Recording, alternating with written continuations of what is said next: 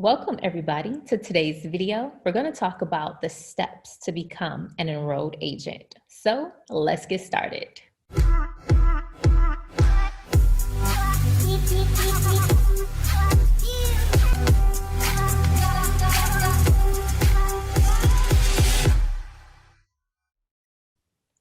All right, guys. So when you're thinking about becoming an enrolled agent, really embarking on this journey, there are a few steps that you want to take to successfully get there. So we're going to talk about that on today's video.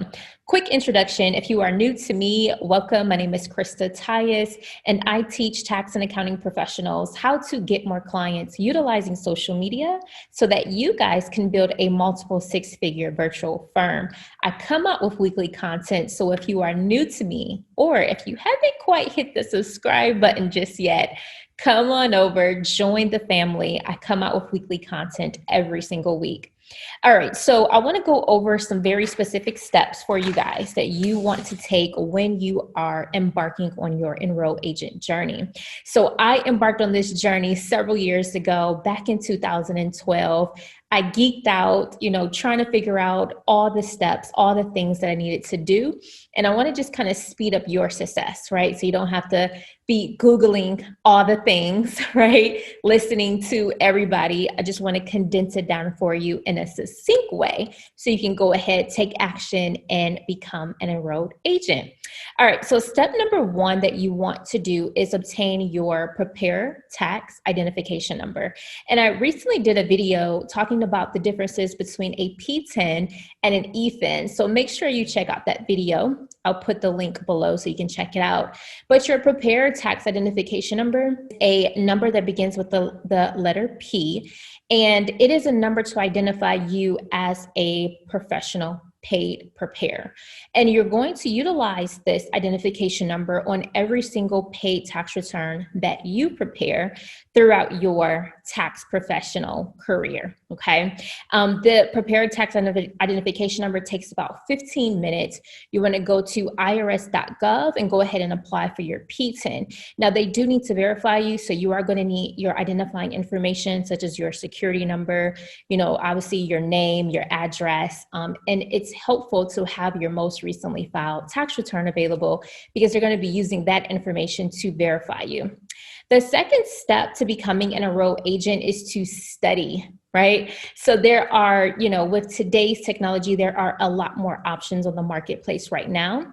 What I used was a book by Passkey off of Amazon. So I'm going to put some links below that you can actually check out the books that I personally used several years ago. But now there are courses online that you can actually take. I guess the reason why you would probably want to take a course over just reading the book is speed, right? You just want to learn faster. So a book, obviously you have to read each page, you have to take the time and actually go through it. It personally took me 3 months to read and pass all 3 parts of the enroll agent examination. But if you take a course, you can actually move a lot faster because now you are watching video, you are listening to audio, and you have versions to read. I'm in partnership with certifiable.com, and they have a wonderful online course that you can take to help you study for all 3 parts of the special enrollment examination. And they're really affordable. So you can take the course, you can watch videos, you can listen to the audio, and you can read the text. So they have 3 different formats that you can study to help you move faster throughout this journey. Now, I'm not biased, right? I'm very fair with regards to the services and software that I promote. So yes, I'm going to link down Passkey below, which is what I really personally used several years ago. I'm going to link down certifiable.com, and I'm also going to link down a few other software platforms that I've personally heard from my students worked really well for them. So once you study for tax law, people typically ask, how long does it normally take? Well, for some people, it takes them about 30 days to study for all 3 parts, others a few months, upwards to a year.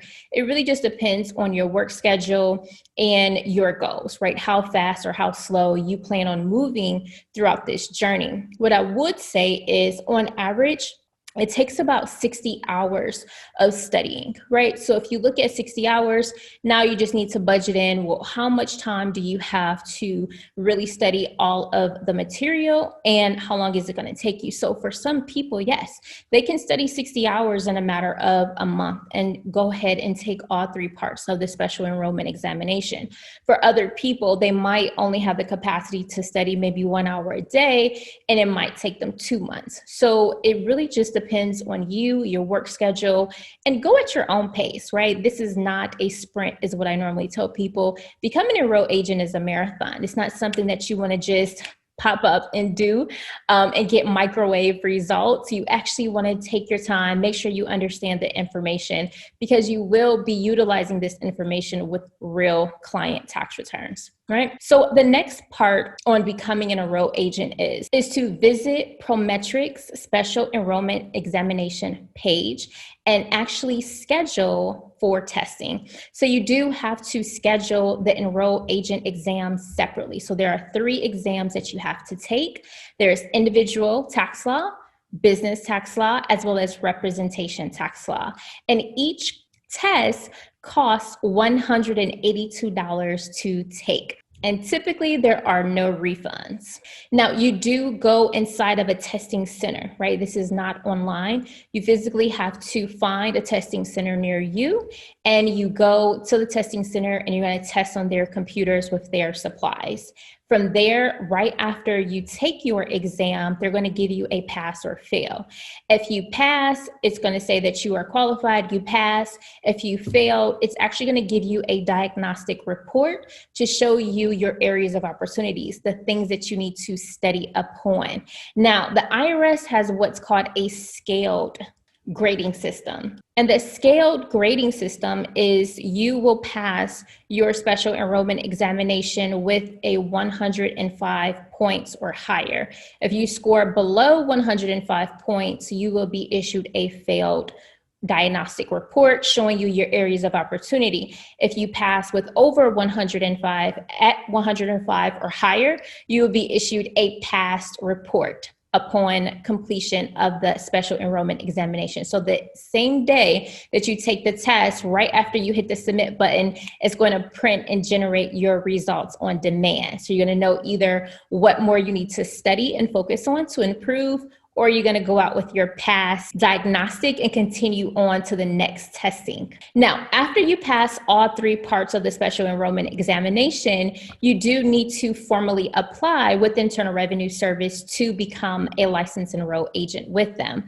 And so you want to apply for enrollment and pay the enrollment application fee, which is $67. And you want to go to irs.gov and actually fill out Form 23. You can actually pay online at pay.gov and pay for Form 23 online. And that's the preferred method. It's actually the fastest method as well. And again, the fee to apply is $67. Now, the Internal Revenue Service will do a suitability check on you. So what that means is they're going to look to see, are you compliant with your own taxes? They're also going to look to see, do you have any outstanding liabilities? And third, they're going to definitely look to see if you have a criminal background.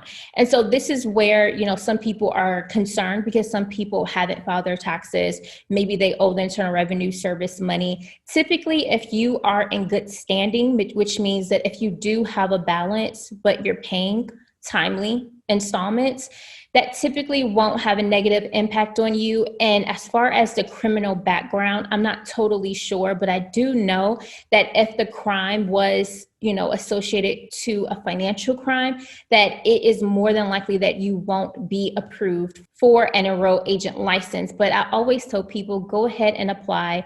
The worst that they can say is no, in which case you can go ahead from there and figure out other alternatives on how you want to grow or start your business. Once you actually become an enroll agent, there are some additional items that you need to make sure that you are doing every single year. So one of them is you want to renew your status every 3 years. So you are to be taking what's called continuing education courses every year.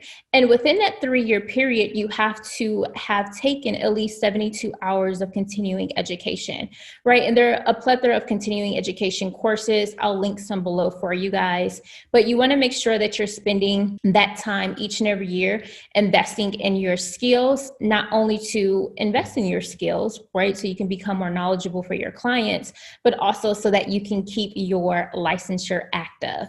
The second step that you want to do is obtain continuing education. So again, we just went through this with the first step, but you want to make sure that you put your continuing education regimen on your calendar. So typically you might want to take one continuing education class, a month, or maybe you want to binge every quarter. You want to just have a continuing education plan for yourself, because trust me, this step can go by fast, right? I've actually, lost track of my continuing education, and at one point lost my active status for my license because I just fell off keeping up with my continuing education, right? Those years go by fast, and you're not thinking about it. So just have a continuing education plan, right? Either you're going to take a class once a month, or if you're going to take a few classes every quarter, you want to just get it out of the way, right? And just put it on your calendar for yourself.